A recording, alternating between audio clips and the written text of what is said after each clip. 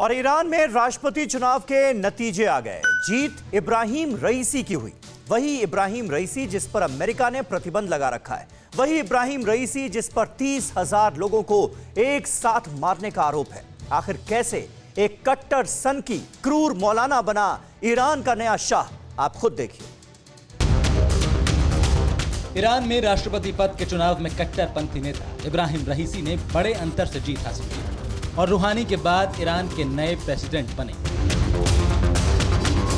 रईसी Iran के supreme leader Ayatollah Ali Khamenei के कट्टर समर्थक और करीबी माने जाते हैं। इब्राहिम रईसी के ऐतिहासिक जीत में यही सबसे बड़ी वजह बनी, क्योंकि खामनेई का खुला समर्थन रईसी को था। इतना ही नहीं, चुनावों के दौरान खामनेई ने इब्राहिम रईसी के प्रतिद्वंदी को अयोग्य तक करार दे दिया था। बस फिर क्या, रईसी के समर्थन में जमकर वोटिंग हुई और वो ईरान के राष्ट्रपति चुने गए। हालांकि ईरान में हुए राष्ट्रपति चुनावों को लेकर यह भी दावा किया गया कि पहली बार ईरान के इतिहास में सबसे कम वोटिंग हुई है। ईरान की बड़ी आबादी ने चुनावों में मतदान भी नहीं किया। जानते हैं क्यों? उसकी वजह इब्राहिम रईसी का खूनी इतिहास है। इब्राहिम रईसी को ईरान का एक तबका हत्यारा मानता है। ऐसा माना जाता है कि ईरान में 1980 के दशक में बड़े पैमाने पर राजनीतिक कैदियों की हत्या की गई, उन्हें यातनाएं दी गई और इसमें इब्राहिम रईसी की अहम भूमिका थी।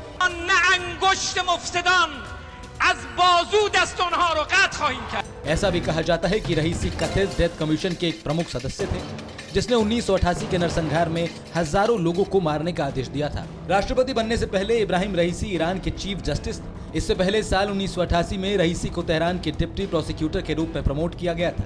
उस दौरान रईसी ने जेल में बंद 30,000 कैदियों को गोली मारने का फरमान सुनाया।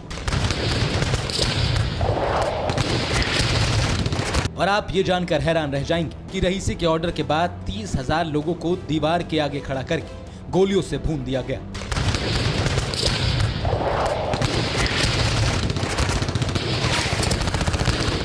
ये सभी कैदी ईरानी शासन के खिलाफ संघर्ष कर रहे थे और इसी हत्याकांड को डेथ कमीशन कहा गया। बस इस खूनी कांड के बाद ईरान के लोग इब्राहिम रईसी से नफरत करने लगे, लेकिन अब वही सन ईरान का नया तानाशाह बन गया है।